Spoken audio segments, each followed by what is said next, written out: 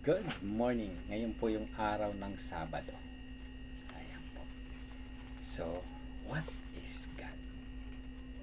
Kung titingnan po natin sa Isaiah 37 verse 16, Lord Almighty God and of Israel, enthroned between the cherubim, you alone are God over all the kingdoms of earth. You have made heaven and earth. Ayan po. So, ang Diyos po ay makapangyarihan. Yes, the Almighty God. Kaya sinasabi ko sa Isaiah 37 verse 16, Lord Almighty God, the God of Israel, enthroned between the cherubim, you alone are God over all the kingdoms of the earth. You have made heaven and earth. So, siya po yung Almighty God na may likha ng langit at lupa. So, yan. In John chapter 17 verse 3, now this is the eternal life, that they know you only true God and Jesus Christ, whom you have sent. Ayan po. Siya po yung pinadala sa atin para po sa ating kaligtasan. At ano naman kayang klase ang entity ng Diyos? Madali nating maunawaan na ang Diyos ay isang espiritu, at ito ay sinasabi sa John chapter 4 verse 24, ngunit upang maipaalam ng Diyos sa atin ang kanyang isipan, puso at kalooban, ibinigay niya ang kanyang mga salita na nakapaloob sa Biblia dahil dito. Sinabi sa John 1 verse 1 to 4 na ang Diyos ay ang salita, at ang salita ay naroon ang buhay at liwanag.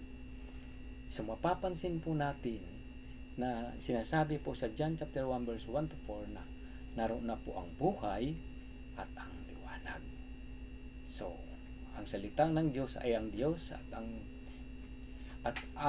naroon ang buhay at ang liwanag.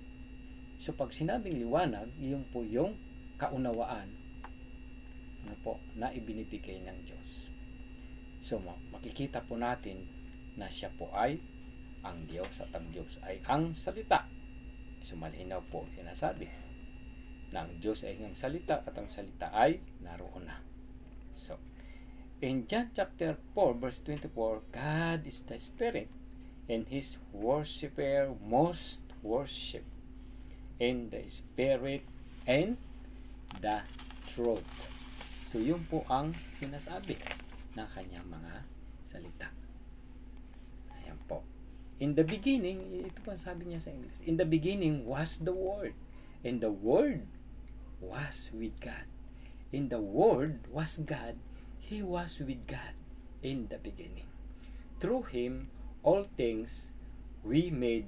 Without Him, nothing was there. Life was the light of all mankind.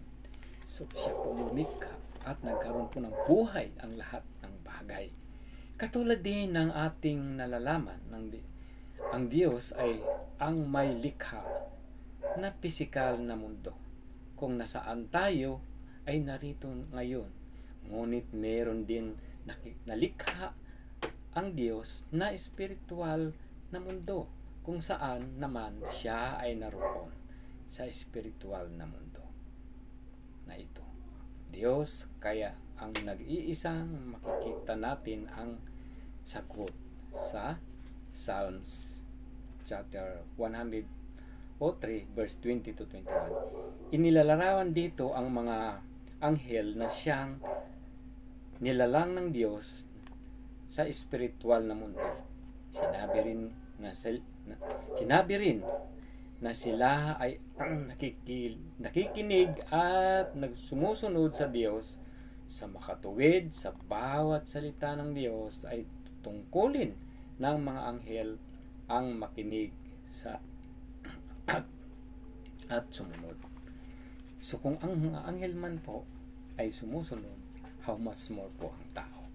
So kaya ngayong umaga, sa maikling pagbabahagi, nawa po mayroon po tayo na unawaan sa kanyang mga salita. At ito po ay malaking pagpapala sa lahat ng nakakaunawa.